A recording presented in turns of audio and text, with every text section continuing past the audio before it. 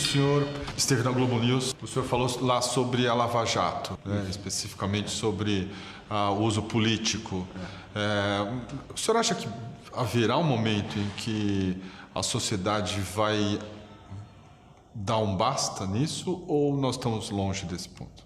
A sociedade ela não tem condições de dar um basta nisso. Tem que haver uma reação das forças democráticas e tem que criar uma barragem, uma contenção à sucessão de arbitrariedades que vem sendo cometidas, seja pelos procuradores, seja pela Polícia Federal comandada pelo juiz Moro, né? Agora, o que eu acho que ficou mais grave é a possibilidade da Polícia Federal ser usada politicamente, ser usada como um instrumento político, na medida em que agora ela presta contas ao ministro da Justiça, Alexandre de Moraes. Quer dizer, o episódio da declaração do ministro em Ribeirão Preto e a subsequente prisão do Palocci, eu acho que é uma demonstração clara de que há uma instrumentalização política da Polícia Federal. O despacho do Moro fala, ele mesmo admite não, ele diz que está prendendo o Palocci sem as provas.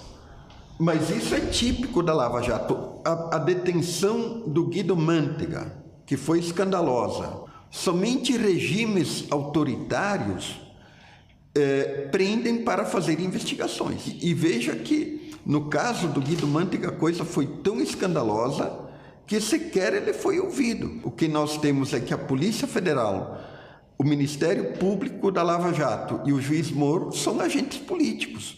E isso quebra as garantias e os direitos individuais. O que explica, na opinião do senhor, o poder quase plenipotenciário do juiz Sérgio Moro? O Sérgio Moro ele foi ungido pela opinião pública como salvador da pátria. E são sempre coisas muito perigosas, né? Porque não cabe ao juiz ser popular ou impopular. Quer dizer, o juiz tem que agir dentro da lei. E, em segundo lugar, a covardia dos tribunais superiores, que aceitam esse jogo da pressão da opinião pública. Quer dizer, você tem julgamentos arbitrários ao sabor dos acontecimentos políticos e de quem tem mais força política. Professor, o procurador Deltan Dallagnol, ele dá palestras em igrejas, ele é membro atuante de uma igreja batista em Curitiba. Isso é normal? Duas coisas são extremamente desencadeadoras de paixões: a política e a religião. Um funcionário público, principalmente quando ele tem a missão de investigar e acusar, que é o que o Ministério Público faz, ele tem que se isentar de misturar a sua atividade com essas duas coisas, porque ele perde, digamos assim, a isenção. Eu já comparei os procuradores, chamando-os de movimento do procuradorismo, com os tenentistas da década de 1920. Qual que foi o desfecho final do movimento tenentista? Foram os generais de 1964. Quer dizer, quem garante que amanhã ou depois, num processo que nós vivemos, onde há uma desconstituição dos partidos políticos e da própria política, uma visão negativa da política, um procurador desses não se candidate com um discurso extremamente moralizante, fascista, e termine se tornando presidente do Brasil.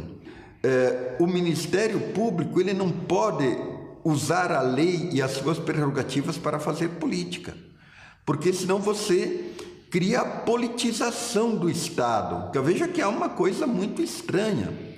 Ninguém defende as pessoas que cometeram malfeitos no PT, mas não chama atenção o fato de que só gente do PT é presa.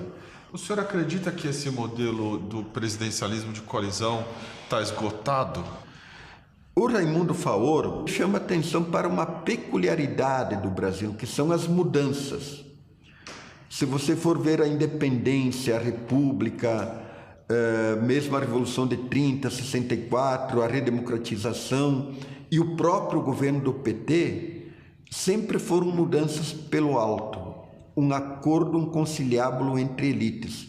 Significa que os pactos são feitos entre as elites e o povo sempre é excluído. Então, se a gente não olhar para a nossa história ver qual que é a nossa cultura política e assim por diante, vamos continuar tateando no escuro. O Maquiavel tem uma teoria da fundação dos estados. Ele diz: uma república mal fundada, ela vai ficar décadas e quiçá séculos tentando encontrar um caminho, fazendo leis e mais leis, e jamais encontrará um caminho se ela não se refundar. A rigor, nós teríamos que refundar o Brasil para que ela pudesse dar certo. Um outro problema que o Sérgio Buarque de Holanda chama atenção: o Brasil nunca se deu um destino.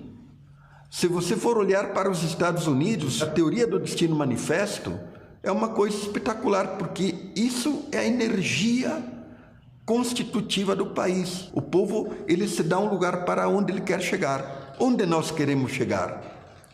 Qual é o programa de chegada que os partidos brasileiros propõem? Que projeto de país eles propõem? Nenhum. Você acha que a gente regrediu? Com certeza absoluta, nós regredimos. A democracia brasileira está doente. Não é normal, em 25 anos, derrubarmos 2 presidentes caçando o voto popular. Caçar o voto popular é uma coisa muito séria. Então, o respeito à soberania do povo, coisa que no Brasil nunca tivemos, nós temos uma vocação golpista, é uma coisa muito grave. Os partidos, eles não têm nenhum vínculo social enraizado mais forte. Veja o seguinte, quer dizer, nos Estados Unidos, quem escolhe um candidato a presidente da República? É o povo. Quem escolheu a Dilma como candidata? O Lula. Quem escolheu Dória como candidato a prefeito? O Alckmin. Por que nós temos, digamos assim, essa passividade da sociedade civil? Quem constituiu o Brasil aqui foi o Estado. Como é que as sociedades europeias se constituíram?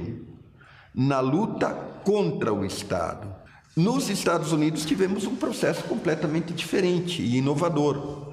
Quer dizer, a sociedade civil, ela veio antes do Estado. Então, aqui no Brasil, nós tivemos um processo completamente diferente da Europa e dos Estados Unidos, e foi um processo sempre imposto de cima para baixo, sempre imposto pelo poder absoluto sobre a sociedade e excluindo sempre o povo.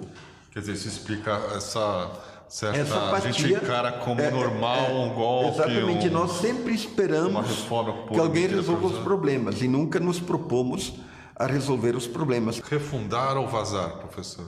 Eu acho que tem que refundar, porque não dá para todo mundo vazar. Então, eu acho que tem que refundar esse país.